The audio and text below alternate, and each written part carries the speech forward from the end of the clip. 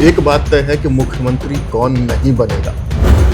अजित पवार वैसी स्थिति में है नहीं। क्या देवेंद्र फडणवीस साइडलाइन किए जा सकते हैं? लोकसभा चुनाव में भाजपा बैकफुट पे आ गई थी। बिल्कुल। जिस तरह से आरएसएस को एक्टिवेट किया गया है, देवेंद्र फडणवीस की आरएसएस से निकटता जगजाहिर है।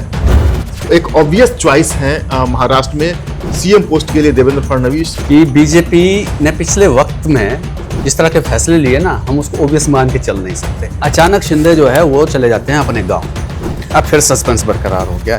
अजित पवार काफी कोशिश कर रहे हैं कि शरद पवार वाली एनसीपी के जो 10 विधायक हैं वो भी इनके साथ आ जाए, इनके खेल में आ जाए। बिल्कुल। नई विधानसभा का चुनाव हो चुका है, सारे विधायक चुन लिए गए हैं, लेकिन अभी तक किसी ने सरकार बनाने का दावा तक नहीं किया है। नमस्कार, बहुत बहुत स्वागत है आपका वन इंडिया में। मैं हूं योगेश रांटा और मेरे सहयोगी हैं मेरे साथ केशव कर्ण। केशव, हमारी जो वेबसाइट है वन इंडिया हिंदी की वेबसाइट, उसको देखते हैं। दोस्तों, आज हम बात करने वाले हैं महाराष्ट्र को लेकर। दरअसल नतीजे आ गए 23 नवंबर को, लेकिन अभी हालात ये है कि आज तक ये साफ नहीं हो पाया है कि महाराष्ट्र का अगला मुख्यमंत्री कौन होगा, सरकार कब शपथ लेगी, शपथ ग्रहण कब होगा, कब सरकार का गठन होगा। तो इसी पर एक चर्चा करेंगे, बातचीत करेंगे कि क्या कोई मसला फंसा हुआ है क्या, क्यों जो है वो बीजेपी इतनी देरी कर रही है। केशव, अगर शुरू करें कि सवाल बीजेपी उठाती रही जब विपक्षी गठबंधनों की सरकारें किसी राज्य में हुई, सरकार बनाने में देरी हो गई, तो कई तरह के सवाल उठे। बिल्कुल। लेकिन हफ्ता होने को आया, अभी तक स्थिति साफ महाराष्ट्र में हुई नहीं है। जी योगेश, सबसे पहले तो मैं अपने दर्शकों का अभिवादन कर दूं। और आपने कहा कि मुख्यमंत्री कौन बनेगा अभी तक यह तय नहीं है। इसको थोड़ा और हम अगर एक्सप्लेन करें, कम से कम एक बात तय है कि मुख्यमंत्री कौन नहीं बनेगा। अब ये तय हो गया। उन्होंने खुद अनाउंस कर दिया कि एकनाथ शिंदे मुख्यमंत्री नहीं होंगे। अजित पवार वैसी स्थिति में है नहीं कि वो मुख्यमंत्री बनने का दावा भी पेश कर सके या सोच भी सके। तो वो बहुत सेफ खेल रहे हैं, वो बीजेपी के साथ सब कुछ में सहमति दे रहे हैं और उनके पास शायद कोई ऑप्शन भी नहीं है। लेकिन यह जो देरी हो रही है योगेश, तो ये मेरे लिए अनयूजुअल है। बीजेपी की कहीं पर उनके पास मेजोरिटी आई हो, जब मेजोरिटी नहीं आती है तब तो वो इतने अग्रेसिव रहते हैं, तुरंत सरकार बनाने का दावा पेश करते हैं और आनन फानन में सरकार बनाते हैं। आपने गोवा में देखा 5-7 साल पहले क्या हुआ था। यहाँ तक कि महाराष्ट्र में पिछली बार जब उद्धव ठाकरे बीजेपी के साथ मोल भाव करने लगे और ऐसा लगा बीजेपी को कि उद्धव उनका गेम खराब कर सकते हैं, तो रातों रात यही देवेंद्र फडणवीस थे, अजित पवार को उठा के लाए, उन्हें उप मुख्यमंत्री बना दिया, खुद मुख्यमंत्री बन गए, रातों रात एकदम सरकार बन गई। हालांकि एक बात तो स्पष्ट है कि सरकार महाराष्ट्र में महायुति की ही बनेगी, जो संख्या बल उनके पास आ गया है। सरकार का मुखिया भी संख्या में तो कैसे कोई दिक्कत है नहीं ना। सवाल हमारा यही है कि भैया, जब तुम्हारे पास 235 के आसपास सीटें हैं, 132 अकेले बीजेपी के पास है, 10-15 और मिल जाए तो अकेले सरकार बना सकती है। ठीक है। अब सवाल ये, मुख्यमंत्री भी तुम्हारा बनेगा भैया, किसी और का नहीं बनने वाला है। लेकिन उसके बाद भी आप ये तय नहीं कर पा रहे हैं, या तो मुख्यमंत्री पर पेंच फंसा हुआ है। ये भी खबर आ रही थी, बात हो रही थी कि क्या देवेंद्र फडणवीस साइडलाइन किए जा सकते हैं, लेकिन उसमें यह कहा जा रहा है कि नहीं, देवेंद्र फडणवीस क्योंकि एक चेहरा थे, पिछली बार भी एक तरह से शिंदे मुख्यमंत्री थे, लेकिन पीछे से पूरी सरकार देवेंद्र फडणवीस चलाते थे, तो इसलिए उनको रखेंगे। उनकी इमेज भी है, पिछली सरकार जब उन्होंने चलाई उसकी भी उनके पास इमेज है।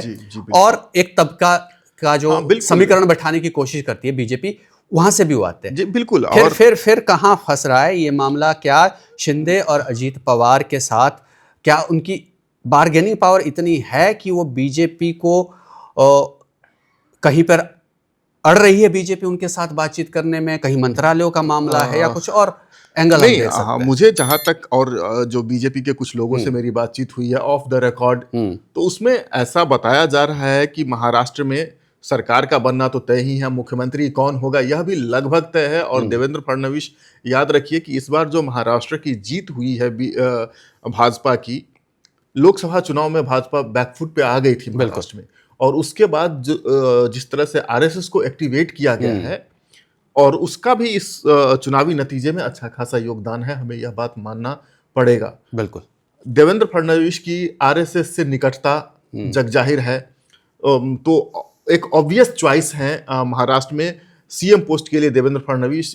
यहाँ तक कि उनके जो सहयोगी हैं अभी गठबंधन के अजित पवार लेकिन आप जो कह रहे हो ना ओबियस चॉइस, मैं यहाँ पर इसलिए आपको रोक रहा हूँ जी कि बीजेपी ने पिछले वक्त में जिस तरह के फैसले लिए ना, हम उसको ओबियस मान के चल नहीं सकते। हाँ, यूपी का मुख्यमंत्री किसे सोचा जा रहा था, कैसे बन गया। हरियाणा में मुख्यमंत्री आपके इनफैक्ट महाराष्ट्र में भी जब पहले थे, हाँ, जैसे देवेंद्र फडणवीस बने थे, फिर आपका छत्तीसगढ़ के मुख्यमंत्री की बात हो गई, फिर मध्य प्रदेश में कौन मुख्यमंत्री बना, ये सारे मामले गुजरात में आपके उत्तराखंड में चुनाव से पहले बदल डाले दो लोग। तो वो ओबियस, तो मुझे ये लगता है कि वो कहना बड़ी नहीं, गठबंधन के लिए ऑब्वियस चॉइस है देवेंद्र फडणवीस। और हालांकि बीजेपी चौंकाने वाले फैसले लेती रही है। अभी जितने भी हाल फिलहाल में चुनाव हुए हैं जिन राज्यों में, यहाँ पर हरियाणा में अगर उनको छोड़ दिया जाए नायब सिंह सैनी को, तो किसी को रिपीट नहीं कर रही है बीजेपी। लेकिन जिस तरह का चुनावी गणित है, जो संख्या बल है, और जो एक खास कुनबा है बीजेपी में, और खास कुनबा आरएसएस भी, उसकी पसंद है देवेंद्र फडणवीस। और इस चुनावी जीत में आरएसएस का अच्छा सहयोग रहा है। वैसे भी बीजेपी हाल के दिनों में आरएसएस से अपने आप को अलग दिखाने का प्रयास कर रही थी, और जो चुनावी झटके लगे हैं तो they are back to square one. तो मुझे नहीं लगता है कि यहाँ पर कुछ ये आउट ऑफ द बॉक्स लेकर के आएंगे। लेकिन मुझे जो सूचना मिली है और जो जानकारी हमारे पास है, उसमें ऐसा बताया जा रहा है कि सरकार के स्वरूप पर विचारों का मंथन यहीं पे आ रहा है कि जो कल मीटिंग हुई, सत्ता में संतुलन कैसे बनाया जाए। 3 ध्रुव हैं, उसमें सबको बराबर सम्मान मिले, ऐसा बीजेपी का जो टॉप लीडरशिप है वो कह भी रही है। तो शायद इन्हीं सब परम्यूटेशन एंड कॉम्बिनेशन पे चर्चा चल रही होगी कि कुछ एक धर्रा जो है उसको केंद्र में कुछ जिम्मेदारी दी जाए, दूसरे धर्रे को राज्य के जो ये कॉर्पोरेशंस होते हैं उनकी अभी जो खबर भी है इस पूरे मामले में, हालांकि जो कल मीटिंग हुई, 3 घंटे की मीटिंग हुई, कह रहे हैं अजित पवार से अलग मिले हैं, आपके एकनाथ शिंदे से अमित शाह अलग मिले हैं। एक फार्मूला कि 20-12-10 का फार्मूला मंत्रालय का कहा जा रहा है कि 20 या 22 मंत्री बीजेपी के होंगे, 12 के आसपास एकनाथ शिंदे को देंगे और 10 जो है अजित पवार को देंगे। अगर ये फार्मूला लगता है, ये भी लगभग बड़ा अच्छा फार्मूला दिख रहा है ये भी हम लोगों को, लेकिन उसके बावजूद भी ये कहा गया कि आज जाकर महाराष्ट्र में मीटिंग करेंगे हम लोग, मीटिंग होगी उसमें तय होगा। लेकिन अचानक शिंदे जो है वो चले जाते हैं अपने गाँव। अब फिर सस्पेंस बरकरार हो गया। उधर से उनके नेताओं का, शिंदे साहब के जो नेता हैं एकनाथ शिंदे की पार्टी के, उनका आता है कि डिप्टी सीएम तो वो बनेंगे नहीं। तो क्या ये है, क्योंकि सीएम से डिप्टी सीएम फडणवीस तो बन गए, लेकिन एकनाथ शिंदे हो सकता है, वो नेताओं में ईगो वाली बात भी आ जाती है और बहुत सी चीज आ जाती है। एकनाथ शिंदे ने तो अपने प्रेस कॉन्फ्रेंस में ही बता दिया कि वो डिप्टी सीएम नहीं बनने जा रहे हैं। ठीक है, तो अब या तो क्या अपना बेटा, या केंद्र में कोई, या फिर नंबर ऑफ मंत्रालय ज्यादा, कहां पर एकनाथ शिंदे बार्गेन कर सकते हैं? क्योंकि अजीत पवार तो उनसे भी कम सीटें लेकर आए हैं, वो उनकी स्थिति तो उस हिसाब से बार्गेन करने की है नहीं। आइडियोलॉजिकली भी शिंदे नजदीक है बीजेपी के, वो भी देखना पड़ेगा। जी, एक बात तय है कि जिस तरह से पिछले 2.5-3 वर्षों में एकनाथ शिंदे ने अपनी लॉयल्टी दिखाई है बीजेपी को लेकर, तो उसका इनाम उन्हें मिलेगा। हालांकि यही बात हम अजित पवार के लिए नहीं कह सकते हैं, उनकी लॉयल्टी एक्सपोज्ड है, और मुझे नहीं लगता है कि बीजेपी उन पे इस तरह से भरोसा करेगी जिस तरह से वो शिंदे पे कर सकते हैं। और एक बात याद आई कि अगर अजित पवार सरकार में शामिल होते हैं तो फिर 6ठी बार उप मुख्यमंत्री ही बनेंगे, मुख्यमंत्री बनने के चांस उनके है नहीं है। ये तो महाराष्ट्र का रिकॉर्ड रहा है। और अगर देवेंद्र फडणवीस मुख्यमंत्री बनते हैं तो पहली बार ऐसा होगा कि महाराष्ट्र में उप मुख्यमंत्री बनने वाला व्यक्ति मुख्यमंत्री भी बना, वरना वो सीएम इन वेटिंग ही रह जाता है। अजीत पवार बहुत बार बोल चुके हैं कि मुख्यमंत्री बनना चाहता हूं, लेकिन वो 6ठी बार भी ये परमानेंट खाते में लगता है परमानेंट मुख्यमंत्री रह जाएंगे। जैसे हमारे यहाँ बिहार में सुशील कुमार मोदी के साथ हुआ, बेचारे उप मुख्यमंत्री ही बनते रह गए। बहरहाल एक बात और है योगेश, यहाँ पर जो बिहाइंड द क्लोज डोर आप देखें, अजित पवार काफी कोशिश कर रहे हैं कि शरद पवार वाली एनसीपी के जो 10 विधायक हैं वो भी इनके साथ आ जाए, इनके खेमे में आ जाए। बिल्कुल। मुझे आश्चर्य नहीं होगा कि कल को हम यह सुने कि शरद पवार के खेमे के विधायक भी महायुति सरकार को समर्थन दे रहे हैं। 10 ही तो उनके विधायक हैं। डिफेक्शन को निरस्त किया जा सकता है। 4 लोग अगर आ जाते हैं तो दल बदल अधिनियम उस पर लागू ही नहीं होता है। बीजेपी इस तरह के स्टंट के लिए जानी जाती रही है। अगर मैं कुख्यात भी बोल दूं तो अतिशयोक्ति नहीं होगी, लेकिन माफ करेंगे अगर किसी को ये बुरा लगे तो। बहरहाल लेकिन देर सवेर ये हो सकता है। अजित पवार की ये कोशिश होगी कि अगर ये 10 विधायक यहाँ आ जाते हैं इस एनसीपी में तो इनका संख्या बल बढ़ेगा। यहाँ पर डिफेक्शन कराना थोड़ा मुश्किल होगा। वहीं मुझे लगता है कि भाजपा भी इस प्रयास में होगी कि उस 10 विधायकों को अपने साथ जोड़ लिया जाए। और क्या मुश्किल है, बीजेपी को 13-14 विधायकों की तो जरूरत है अपने दम पर सरकार बनाने के लिए। 10 और आ जाते हैं, 3-4 तो निर्दलीय आ ही जाए। लेकिन जो आपने बात कही ना, ये अभी बेशक ना हो, जिस तरह का मैंडेट मिला है, जिस तरह का माहौल है, सेंटिमेंट अगर लोगों की बात करें तो उसमें अभी ना हो, लेकिन देर सवेर इस बात से इनकार नहीं कर सकते हैं कि भारतीय जनता पार्टी अपने दम पर ही महाराष्ट्र के अंदर सरकार में रहे। लेकिन हाँ, थोड़ा सा हमने ये देखा है कि बीजेपी साथ में अपने सहयोगियों को रखती है, लेकिन वो पावरलेस करके रखती है। बीजेपी को सहयोगियों की जरूरत है। नेशनल लेवल पे प्रेजेंटेशन के लिए उन्हें सहयोगियों की जरूरत है। लेकिन हम जहां तक समझ रहे हैं, बीजेपी को अप्रभावी सहयोगियों की जरूरत है। संख्या बल हो लेकिन उसका प्रभाव सरकार की सेहत पर पड़ सके, ऐसी स्थिति वो नहीं चाहते हैं। अभी केंद्र की जो सरकार चल रही है, हमें तो इस बात की भी आशंका थी कि पता नहीं है ऐसा कब तक होगा। लेकिन यहाँ पर जो नंबर बोर्ड है वो थोड़ा सा कठिन है। अब इनको इसी समन्वय के साथ आगे बढ़ना पड़ेगा। लेकिन जिस तरह के फैसले, जिस तरह का मैंडेट महाराष्ट्र में आया है, तो बीजेपी अपने सारे घोड़े चलेगी। वो खैर बात की बात है, लेकिन फिर अब बात वही जाती है कि कितनी देर और महाराष्ट्र की जनता कितनी देर और इंतजार करे। विपक्ष तो खैर सवाल उठा ही रहा है, यह आश्चर्यजनक है। लेकिन मेरे ख्याल हफ्ते बाद भी नहीं। मेरे ख्याल से आज 29 नवंबर है और शायद आज ही वो मियाद 5 साल की पूरी हो रही है इस विधानसभा की। नई विधानसभा का चुनाव हो चुका है, सारे विधायक चुन लिए गए हैं, लेकिन अभी तक किसी ने सरकार बनाने का दावा तक नहीं किया है। यह बहुत ही कौतूहल उत्पन्न करता है। यह नई तरह की राजनीति है। आखिर कुछ न कुछ चल तो जरूर रहा है पीछे। हमें जहां तक बताया जा रहा है, बताया गया है कुछ करीबी सूत्रों के द्वारा, उसमें ये कह रहे हैं कि एक सरकार को चलाने के लिए एक समन्वय समिति बनाने का विचार है। देवेंद्र फडणवीस सरकार के मुखिया होंगे, अजित पवार उप मुखिया होंगे और एकनाथ शिंदे इस समन्वय समिति के अध्यक्ष होंगे।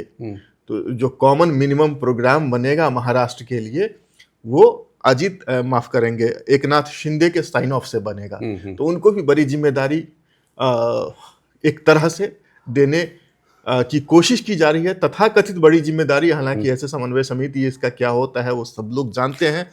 बहरहाल दूसरी तरफ ये भी है कि शिंदे भी अपनी लॉयल्टी और अपने समर्थन का पाई उसूलना चाहते हैं। और कहा यह भी जा रहा है कि शिंदे की कोशिश है कि अपने बेटे श्रीकांत शिंदे को केंद्र की राजनीति में स्थापित करें। बिल्कुल, क्योंकि हालांकि अगर उप मुख्यमंत्री का पद अगर मांगते हैं अपने बेटे के लिए तो बीजेपी हंसते खेलते दे देगी। हाँ, लेकिन जाहिर तौर पर अगर शिवसेना जिस तरह से वो गुट में अलग हुए तो उनकी लालसा जाहिर तौर पर होगी कि वो पार्टी को भी बढ़ाए, केंद्र में भी अपना नेतृत्व हो, ताकि अगली बार के लिए जो है वो ज़्यादा मजबूती के साथ वो खड़े हो सके। और शिंदे अगर सरकार में जिस तरह से आ रहे हैं, जिस तरह से चल रही है कि वो थोड़ा बहुत इधर उधर कर रहे हैं, गांव चले गए आज, तो उनकी बार्गेनिंग पावर पर हम शक नहीं कर सकते कि जब वो शिवसेना तोड़कर आए हैं यहाँ पर तो बार्गेन करके ही आए और मुख्यमंत्री बन के आए।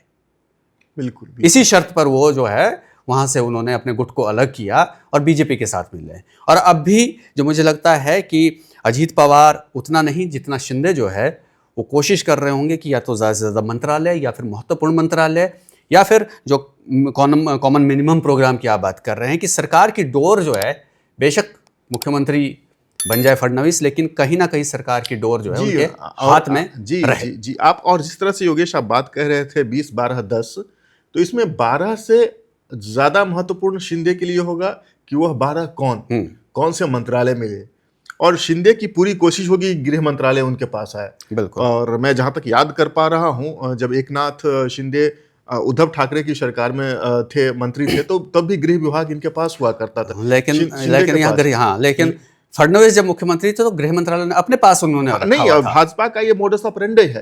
जहां भी उनकी सरकार, गठबंधन की भी सरकार रहती है, एक वाहिद एग्जाम्पल बिहार का है जहां पर वो गठबंधन में बड़े सहयोगी होने के बावजूद छोटे सहयोगी की भूमिका में रह रहे हैं। वहां पर नीतीश कुमार हमेशा गृह मंत्रालय अपने पास रखते आ रहे हैं। अन्यथा जहां भी गठबंधन की सरकार रही है, बीजेपी अगर उसको लीड करती है तो गृह मंत्रालय बीजेपी अपने पास ही रखती है। और वैसे भी गृह मंत्रालय को लेकर के बीजेपी का लगाव जो है वह किसी से छुपा नहीं है। कई चीजें कंट्रोल जो है ना, वो कई चीजें कंट्रोल गृह मंत्रालय से उससे हो जाती है, तो उसका और असर रहेगा। अजित पवार तो खैर वो संतुष्ट हैं। उन्हें पता है कि अब इस कंपेंसेशन में उनकी भूमिका बहुत सीमित हो गई है। तो अगर उन्हें गन्ना मंत्रालय मिल जाता है, कृषि मंत्रालय, सिंचाई मंत्रालय, जो उनके जो कोर वोटर्स हैं उनको अपील करने वाले मंत्रालय अगर उन्हें मिल जाते हैं, तो वो शांति से 5 साल तक रहेंगे इनके साथ, मुझे ऐसा लगता है। लेकिन एकनाथ शिंदे को 12 मंत्रालय ही नहीं, 12 से ज्यादा हो तो और अच्छा है। लेकिन 12 कौन कौन से मंत्रालय होंगे, अच्छे रसूखदार मलाईदार मंत्रालयों पर इनकी नजर जरूर होगी। मुझे लग रहा है चर्चा इसी चीज को लेकर अब जो है फंसी हुई है, क्योंकि मुख्यमंत्री पहले से साफ है। अजित पवार का फेवरेट मंत्रालय वैसे वित्त मंत्रालय रहा है, देखते हैं कि क्या होता है। लेकिन हमारा मकसद बातचीत का यही जानने का था कि आप लोग भी अपनी राय जो है इस वीडियो में जब देख रहे हैं आप, तो कमेंट में ज़रूर दें कि महाराष्ट्र में इतनी बड़ी मेजॉरिटी के बाद भी किस तरह के समीकरण साधने की ज़रूरत जो है वो दिख रही है भारतीय जनता पार्टी को, जो इतनी जल्दी फैसला नहीं ले पा रहे हैं इतनी बड़ी मेजॉरिटी के बाद भी। तो हम उम्मीद ये करते हैं कि जल्द से जल्द महाराष्ट्र को नई सरकार जो है वो मिल जाए और कामकाज जो वहाँ पर है वो चले। इतने बड़े मैंडेट के साथ महाराष्ट्र की जनता और उसने जो उम्मीदें लगाए रखी है, उस उम्मीद की तरफ जो वो कामकाज आगे बढ़े आगे बढ़े।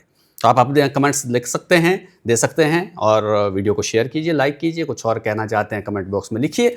फिर किसी और मुद्दे के साथ आपसे मिलेंगे। बहुत बहुत शुक्रिया तब तक के लिए।